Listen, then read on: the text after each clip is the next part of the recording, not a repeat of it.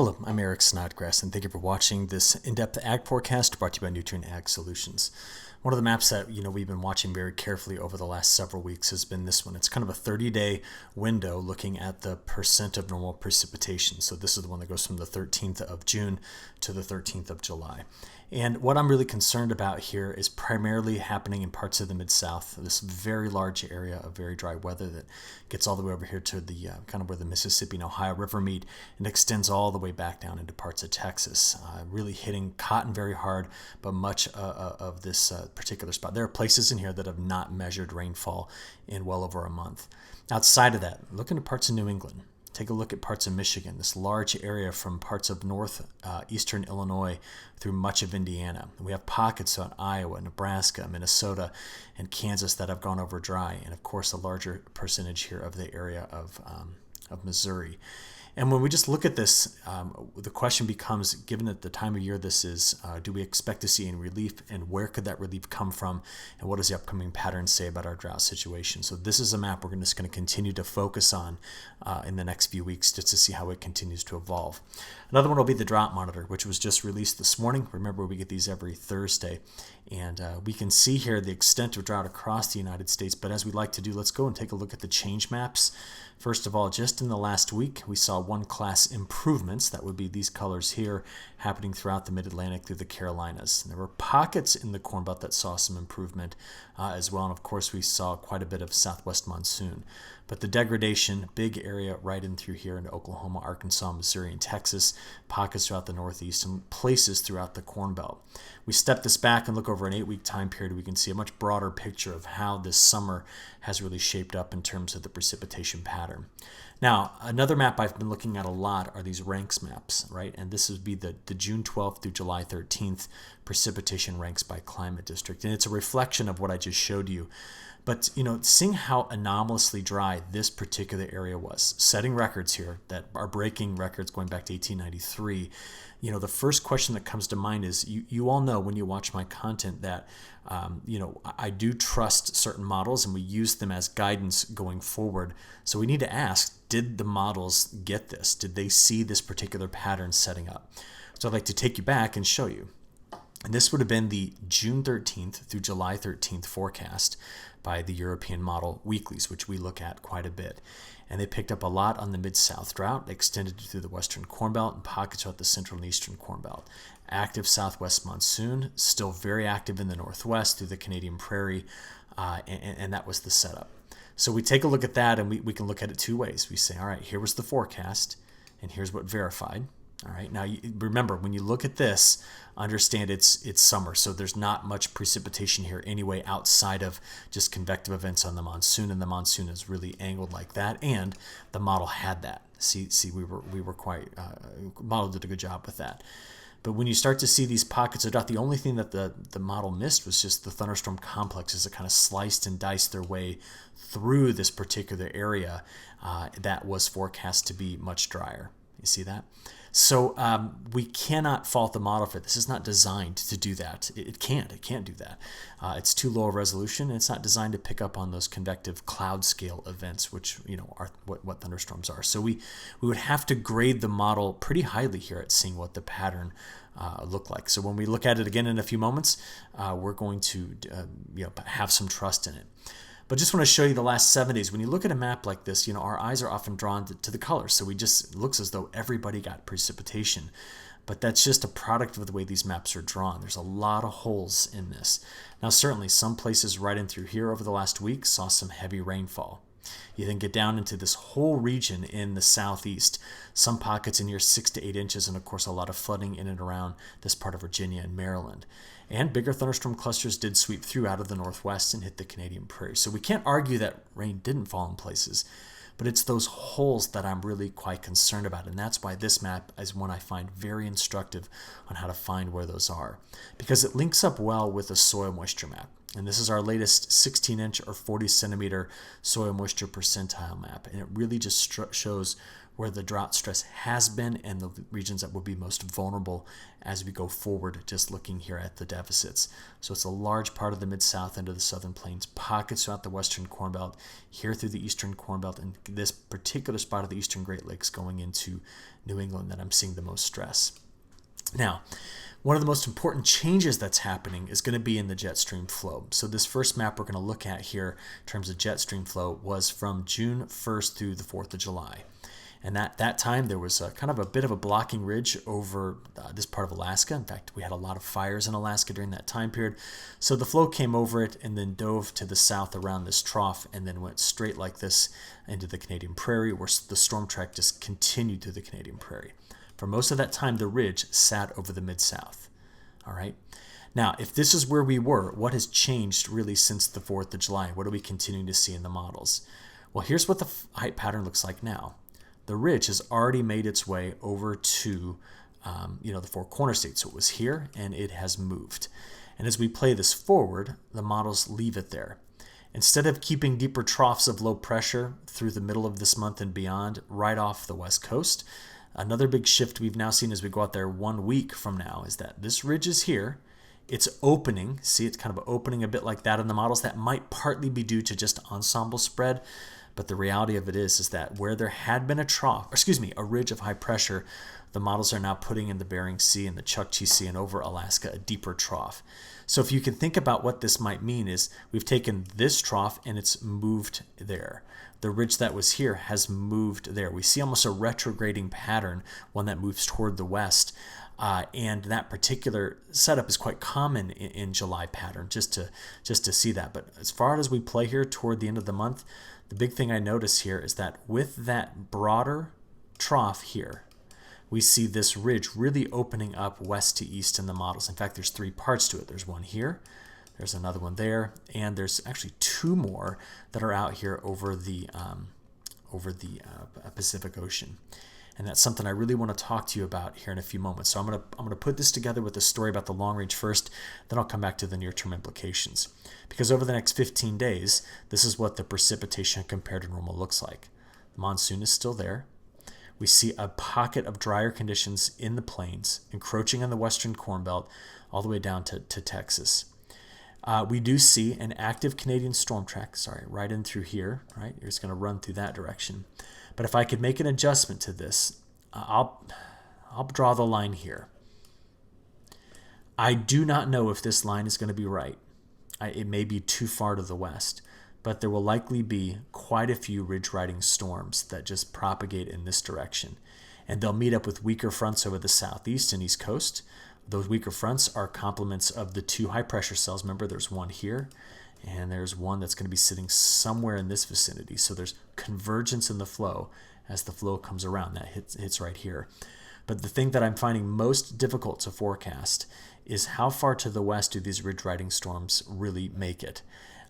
And are the models overdoing those ridge riding storms on the whole? Because it would feel as though they have, in certain instances, been over-predicting precipitation. I need to dust off some code I have that actually tells me model performance with respect to precipitation. I'll get that written or rewritten here so we can look at that in the coming days and weeks. But that's the next 15 days. When we stretch this out even farther, and let's go do that real quick. Let's now go to the brand new weeklies. They just were issued, and let's look at the 30-day precipitation anomalies. And you notice how they look very similar to what I just gave you. And that's a common issue with the model, is that what it's been initialized with, it just propagates forward, and we're continuing to see that. What I did find interesting about this is as we let the 30-day window just slide forward, in fact, let's just leave it out here, the 25th to the 25th. The models actually got wetter in this area and less dry in through here. Now, again, like we talked about in several of my past videos, in order for that to occur, we've really got to change the position and strength of the big ridge that's currently sitting here and the flow coming around it like that. You can do that in multiple ways. Eliminate this trough, deepen the trough that's over the Hudson Bay, shift the Bermuda High closer to the east coast. That all just pushes this around and changes the configuration. Or finally, you could lose the trough in Alaska and split the flow in the west, bringing more heat to the west. That would be another way to break this pattern. But the models aren't necessarily calling for that to happen. They're more stuck in persistence than anything, which is why you also see during that time period the same kind of temperatures that we've been seeing for some time now. So that's the new European weeklies, kind of put into the context of what we're expecting over the next 15 days as well. From there, bigger picture things. The Columbia University IRI Multi-Model Forecasting Group just released their latest update for what they expect the ENSO region to do, so El Nino, La Nina, from June, July, August, which is the beginning, all the way to February, March, and April of this upcoming winter. One of the things I want to take note of here is that during fall, they've now increased the probability of La Nina above 60%, and they've reduced the likelihood of El Nino forming even through late fall and winter, now down below 10%. It had been around 10%. So they're much more aggressive on the La Nina. And I can understand why. The latest updates for ocean temperatures still very strong. Whoops, let's try that again. Trade winds will go this way. Still strong trade winds there. And it's still the cooler water. There's plenty of it. And even though you see warming here, this is not a signal of El Nino coming back. This is actually just a lack of deep, cold, anomalously cold water to upwell. What to me is important of this is how warm we've gotten here, how warm it's gotten here, and how we've eliminated the large cold bias off the west coast. You see, these three features suggest that the jet stream, which, like we talked about, would normally be sitting somewhere in here, is likely going to move farther to the north. And the more north it goes, the weaker the flow becomes across much of the United States, and therefore we have these better chances at seeing more expansive drought throughout the plains. That's what that's really synonymous with. Right in through here, main development region for hurricanes. We're approaching, once August gets here, really the real start to the hurricane season. And it's still quite warm compared to average in the Atlantic, the Caribbean, and the Gulf of Mexico and along the East Coast. Those trade winds, though, this is just impressive. Look at how strong they remain over the next 15 days. They're still cooking out here, and that just tells me that this La Nina is not letting go. I am interested to see what the MJO is going to do, though, because it's been kind of flirting around with null space, where it's just kind of staying quite stationary and is playing second fiddle to what's going on with those trade winds in La Nina. But if the model has this right, and it does pop back out over here in the next 15 days, this may mean that the end of the month could see better rising motion over Africa, which could result in maybe our first kind of push for some tropical activity. Now, right now, we're not watching anything. Okay, so the National Hurricane Center, no new tropical cyclones are expected in the next 5 days. But once we get out there toward the end of the month, do you see how we start to see better rising motion over this part of Africa? This is where the monsoon runs. It's what generates those African easterly waves, which develop the tropical thunderstorms that can become tropical systems. And we're watching this so carefully because, as we've talked about, a weak tropical system pushing moisture into Texas, into the Mid-South, or even one of those systems that keeps developing here in the East Pacific, curling around, delivering its moisture to the Mid-South, would be an absolute, just a fantastic event to occur to eliminate all these drought risks. So we got to watch for hurricane development here, but also stuff closer to home. I just want to let you know that even though the near-term risk is low, I think we could start to see more activity toward the end of the month. There's just some global indicators that would suggest that. Now, one other factor we need to watch is wind shear. So remember, this black line represents, for months of the year, the average amount of wind shear. And why hurricane season is typically June to the end of October, really, maybe to November, is because that's when the wind shear is lowest and the ocean temperatures are warmest. When you get the wind shear staying down here, that means any would-be system that could form in August and September is not going to get spread out or ripped up by the shear in the atmosphere. So I need you to be watching this with me as well. So we've kind of just taken a look at some of these bigger factors. Let's now kind of pour through some of the things we're dealing with in the near term. We begin first with a look at our all hazards weather map. And a lot of my focus is going to be on how these heat advisories are going to continue to expand throughout the midsection of the country, both going north and east with time. Today, take a look at some of this satellite imagery here. This is really quite impressive. I'm taking you back to when the sun rose, and you can see the spin in the atmosphere around where that ridge is. Now watch this cluster of storms here in Texas. they're coming out of the east, moving toward the west. And I mean, just a beautiful view of the, in fact, I got to go look at that closer. That's really kind of amazing. The outflow from those storms, look at that cluster there. We need this rain in this area. But you can see the leading edge of the outflow coming from these storms just racing out of the east toward the west. So some folks in here got quite a bit of precipitation. But the storm clusters I'm really paying close attention to are these right up here, because as the outflow from these storms continues to press toward the south and east, so that's that kind of ridge running behavior, we need to see how they materialize tomorrow with bringing storm clusters through what is potentially a quite dry sector of the Corn Belt and through here. Continue to expect to see scattered, isolated storms in the southeast. I mean, we're going to see that every day for a while now, and the monsoon's going to continue to just crank down here. So this is what I'm watching, 18Z NAM. Okay, remember those storms right up here? Just watch these first. The model is attempting through tonight into tomorrow morning to develop that into what could be a large cluster of storms. Each new model run has moved the position. It's been moving them more north into Wisconsin and northern Illinois rather than swiping them right through central Illinois and out of Iowa and into Indiana. We need these storms to hold together to bring more rain into that corridor. And that's just one component of this, just over the next 30 hours. Now watch the southeast. Daily convective events, that's all diurnally driven storms. We're going to see those again from the lower Mississippi River Valley through parts of the Carolinas into Virginia. And then also the southwest monsoon. It's just going to keep going day in and day out until this pattern breaks. So we're going to have to watch this quite carefully to see where this moisture goes. And I'll be honest, and as you've all seen, the forecast for total precipitation out of the models is just terrible because this is all thunderstorm driven. So let's go look at it. Instead of doing that side-by-side analysis, I want to look at total precipitation to make the story today.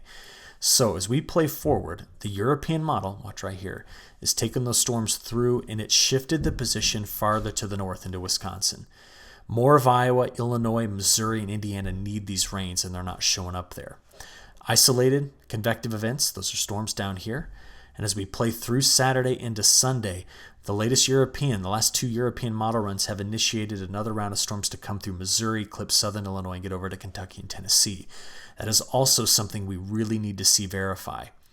Now, if you're looking at this, some of you in the Midwest are probably saying, gosh, I'm here, right in that hole. Or, as we've talked so much about, the bigger hole that is here, just due to the position of the ridge axis. But this gets us out all the way to next Monday. Let's play into Tuesday, Wednesday, and Thursday. We're going to stop it there. We are going to watch a storm run through the Canadian prairie, the southern Canadian prairie. But at this point, what I just showed you is a week's worth of precipitation from the European model. Now let's do the multi-model analysis. This is the GFS. So European GFS. At first glance, they may look pretty similar to one another. But when you compare them, just take a look. This area here, the GFS is putting down so much more rain. European's farther to the north. It's also got the second storm cluster to the south. The GFS isn't even resolving there. It's putting it right in through here. So this is going to be a bit of a maddening forecast through the midsection of the United States, this part of the Midwest here, over the next several days. Also, look, they got the position of the next tropical system coming out of the East Pacific in kind of the wrong spot. You say, well, Eric, which one do you trust? And I think you all know what I tend to favor, but it's all based on stats. I want to thank Ryan Maui for giving me this graphic, but it shows that the European model's been the better performer as of late, and that's why I tend to focus more on what it's got. But you want to see how much the European model's been jumping around with this? This map shows you the next 7 days of precipitation compared to normal. This is the 12Z run today. Same time period, 0Z run. This is the same time period, yesterday's 12Z run. So we're looking at the same forecast time period, but the models each day keep readjusting where the precipitation is going to be. And the GFS is doing the same thing. So honestly, at this point, it's a nowcasting exercise. When the storm clusters form, like we watched them do today, it's seeing how in the overnight hours they progress through this area. And I know I'm focusing a lot here, but that was one of the drought regions we talked about at the beginning that could see some relief. Okay, from there, this is maybe a more concise way of seeing who has the best chances for rain. This is the probability of getting an inch over the next 10 days. Just take a look, maybe pause the video and have a closer look. Best chances are down in the southeast where those stalled out fronts are parked. On the flip side of this, the probability of getting less than a ½ inch of rain, very high here throughout the plains where the heat's really going to be on. And that's because even out there to day 10, that ridge is still in place. It's opened up, but the ridge riding flow over the northern side of this will be the trickiest area right in through here as to see where those storms cascade through, because the models don't forecast it. See how they're drier in that area? But I'm just telling you, this will be the area to watch right in through here to see where the ridge riders do eventually come through. But this has been the most exciting feature to watch change here in the most recent pattern updates. And that's what's driving overall the drier look in this area through the next week 2. Let's finish this up by talking about temperatures. Told you I'd keep you updated on these stress degree day maps. Remember, according to Elwyn Taylor's research, over 140 stress degree days would indicate some dryland crop stress for corn. So the greens are below that number, the reds are above it. I'd also like to show you this map. This is looking at accumulated growing degree day units in an anomaly form compared to the last 20 years. And so all the recent heat that's been coming into the midsection of the country has really helped a lot of things catch up, although at times it's been quite extreme heat, especially through the plains. And that's where the heat remains right now. There's today's highs. As we go forward, take a look. There's Friday. Kansas looking at 106 to 110 Fahrenheit. Coming out into Saturday, the heat's still in the west. It's still in the southern plains. The last holdout for some cooler weather is along the coast where there's cloud cover and storms. There's Sunday. Look at the 104 in parts of Montana. Hundreds all the way down through the plains in the Central Valley of California. Then you go into Monday, Tuesday. That starts to spread into the western Corn Belt. Triple digits possible in western Iowa on Tuesday. We could see temperatures as high as 105 to 108 in the midsection here of the country. And next Wednesday, it just hangs on. So we look out that far and say, well, what are those overnight lows doing? Well, a lot of them are going to be way up in the 70s, like tomorrow night on Friday night going to Saturday morning. Look at this. Friday morning. This is Friday morning's lows. Very, very warm in this area. And multiple times we see that. There's Saturday morning, still up in the 70s for overnight lows. A little cooler on Sunday into Monday, but watch what happens once we get into Tuesday. Try that again. Tuesday. There we go. Tuesday, staying up here in the 70s. Same thing for Wednesday. Those are not good overnight lows. They're going to increase evaporation rates. Bare soil evaporation rates over the next 7 days, 1.5 inches here, up to over 3 inches where you see the white. So very high where those temperatures stay so warm. And the Climate Prediction Center continues to look at that week 2 time period, the 22nd through the 28th, seeing the greatest risk of excessive heat right on top of the area we've been most concerned about for drought. So I'll finish up with 2 things. This is the 5-day sliding window of temperature anomalies, just taking you out here through the 3rd week of July. We'll park it here first. This will be day 5 through 10, so the 19th through the 24th. And then as we continue to go forward, you see where that heat is anchored due to the position of the ridge over the 4 corner states. That gets us almost to the end of July. We're not the only spot in the world, of course, dealing with heat. The other major area that's dealing with it is Europe again, from the Iberian Peninsula through France, getting into Germany and much of southern Europe. Very hot, while this part of Eastern Europe is seeing cooler and wetter weather. Next 10 days, storms are in Russia. They're not parked here in Central Europe. So this is another pretty massive heat wave hitting a lot of people and a lot of agriculture productive ground in Europe, which likely is signaling stress on their crops as well. So we'll keep our eyes peeled on all of this. I'll report back again on Monday. Hope you all have a good rest of your week and weekend, and we'll talk then. Thank you.